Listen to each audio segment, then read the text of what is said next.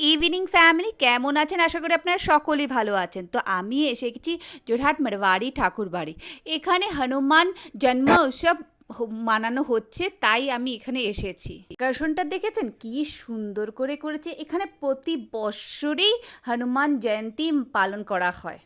এই ঠাকুরবাড়ির থেকেই সকালবেলা নগর প্রদর্শনও করা হয়, অনেক নাম কীর্তনও হয়।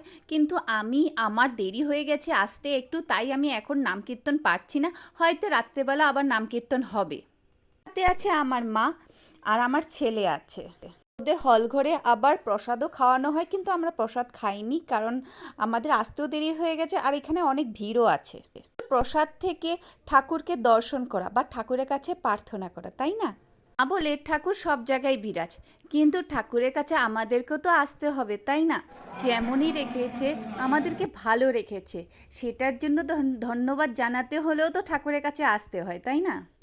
হাজারো কাজ থাকলেও একবার হলেও ঠাকুরের কাছে এসে একটু দর্শন করে যাওয়াটা, সেটাই, আর কিছু না।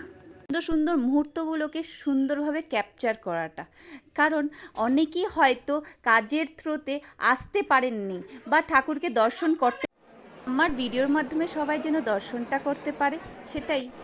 আজকের জন্য এতটুকুনি। ভালো থাকবেন, ভালো রাখবেন, বা বাই।